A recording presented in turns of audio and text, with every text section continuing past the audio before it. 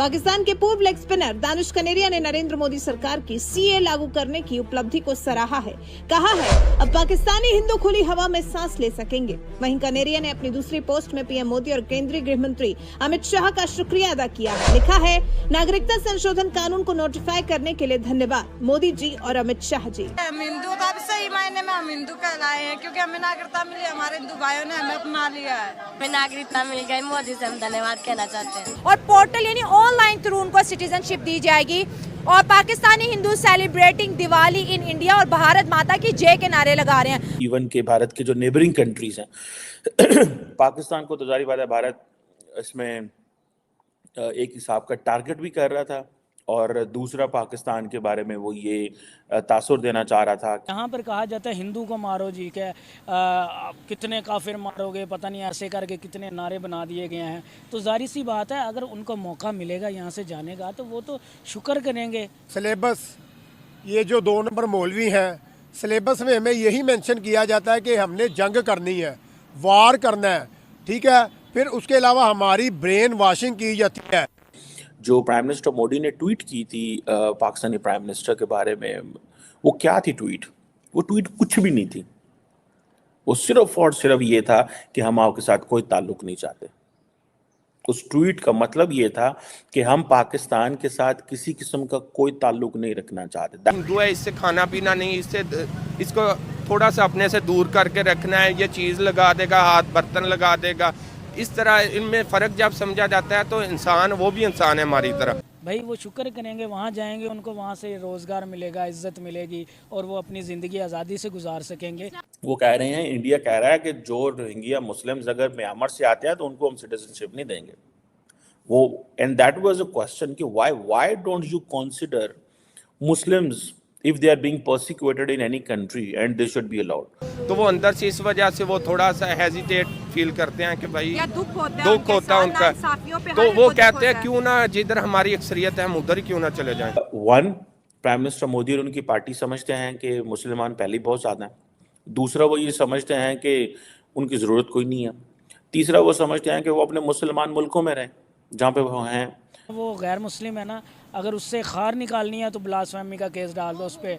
कोई पूछेगा नहीं क्या हुआ है, कोई कुछ नहीं करेगा। वो लोग जाएंगे, उनको कत्ल कर देंगे, चले गए। उनको यहाँ पर कौन कौन से डिफिकल्टीज का सामना करना पड़ा था? देखिए, वो थे तो पाकिस्तानी ना, क्योंकि यहाँ उनका जन्म हुआ था, यहाँ वो पैदा हुए थे। लेकिन जैसे उन्होंने सुना कि भारत नेशनैलिटी दे रहा है तो वो वहाँ चले गए। इसका मतलब है उनको यहाँ पर कुछ फेस करने को मिला था। तो कैसे यहाँ पर प्रॉब्लम्स आती हैं? आपने डिफिकल्टी की बात की है। देखिए, पाकिस्तान में थोड़ा सा है, सभी लोग नहीं है, चंद लोग हैं। तू ईसाई है, तू हिंदू है, तू गैर मजहब है, तू मंदिर जा रहा है, तेरे साथ हमने खाना नहीं खाना, तुझे हमने खाना नहीं देना, ये नहीं करना यार, बर्तन में नहीं खाना, तू अछूत है। हाँ, मतलब वही ना कहने का उन्होंने हमारे जो मुस्लिम जो लोग हैं ना, हमारी मेजोरिटी के लोग जो हैं, चंद लोगों की बात कर रहा हूँ, इन्हें जो है ना कम से कम इंसानियत के साथ प्यार करना चाहिए। अगर आप मुसलमान हैं तो हमारे हुजूर सल्लल्लाहु अलैहि वसल्लम जो है गैर मुस्लिम के साथ बड़ा अच्छा रवैया अख्तियार करते थे, जो कि हमें भी हमारे हुजूर सल्लल्लाहु अलैहि वसल्लम ने दर्स दिया, तबलीग दी कि आप जो ये माइनॉरिटी है, हिंदू है, सिख है, ईसाई है, वट जितनी भी ये अपना मज़हब के लोग हैं, गैर मज़हब के लोग हैं, ये भी अल्लाह के बंदे ही हैं, सभी इंसान हैं। अगर फ़िरक़ों में बट गया तो क्या हुआ? ज़ाहिर सी बात है, अगर उन्होंने अपनी इबादत करनी है वो मंदिर में जाएंगे, ईसाइयों ने अपनी इबादत करनी है वो चर्च में जाएंगे, हमने नमाज पढ़नी होती है हम मस्जिद में चले जाते हैं। तो ज़ाहिर सी बात है, इतना बड़ा इक़दाम नरेंद्र मोदी ने अगर नेशनैलिटी की बात की है तो मेरे ख्याल में मैं तो कहता हूँ ये बहुत बड़ा इक़दाम है उनका। यहाँ पर पहले भी हिंदू जो थे उन्होंने अपने वीडियो मैसेजेस भी पहुँचाए थे इंडिया तक कि हमें वहाँ पर बुला लिया जाए। मुझे ये बताएं कि माइनॉरिटीज़ जो हिंदू, सिख, ईसाई हैं, जो पाकिस्तान में रहता है उसका भी ये पाकिस्तान है, लेकिन फिर क्यों उनके मंदिर, उनके चर्चे ढा दी जाती हैं? क्यों ऐसा होता है? हालांकि वो हैं हमारे पाकिस्तानी भाई, क्यों इतने तफरके में हम पड़े हुए हैं? इतना हमने क्यों उन पे तशद्दुद कर दिया?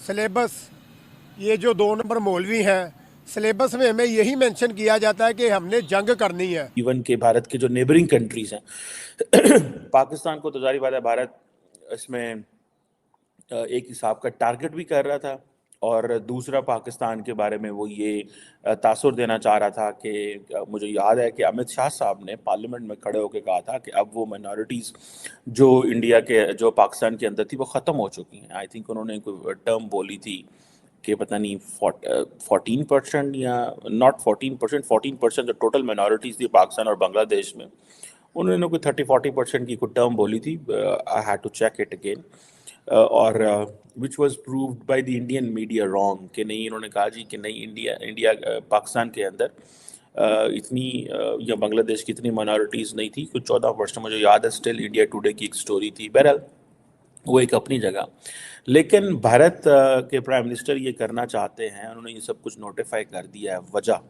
क्या वजह वाज द रीजन नाउ? ठीक है, राम मंदिर का इफ्तिताह होता है, आप देखें कल मिसाइल का दागा जाता है, टेस्ट किया जाता है, आज ये किया जाता है। सो प्राइम मिनिस्टर मोदी और उनकी जो पार्टी है, they have been targeting a particular constituency. उनका जो एम एंड थीम है, फॉर एग्जांपल जो प्राइम मिनिस्टर मोदी ने ट्वीट की थी पाकिस्तानी प्राइम मिनिस्टर के बारे में, वो क्या थी ट्वीट? वो ट्वीट कुछ भी नहीं थी। वो सिर्फ और सिर्फ ये था कि हम आपके साथ कोई ताल्लुक नहीं चाहते। उस ट्वीट का मतलब ये था कि हम पाकिस्तान के साथ किसी किस्म का कोई ताल्लुक नहीं रखना चाहते। That was the tweet. अगर आप उसको वो जैसे कहते हैं ना सही समझने की कोशिश करें, उसका डिप्लोमेटिक एनालिसिस करें। एंड पाकिस्तान ने भी जो जवाब दिया था उसमें पाकिस्तान ने भी ये कहा कि हम आपके साथ कोई ताल्लुक नहीं चाहते, बिकॉज पाकिस्तान बहुत दफ़ा ऑफर्स करा चुका है, लेकिन इंडिया जो है वो जवाब देने को नहीं पसंद कर रहा। सो डिप्लोमेटिक रिलेशंस में रेसिप्रोसिटी होती है, डिप्लोमेटिक रिलेशंस वन साइडेड नहीं होते।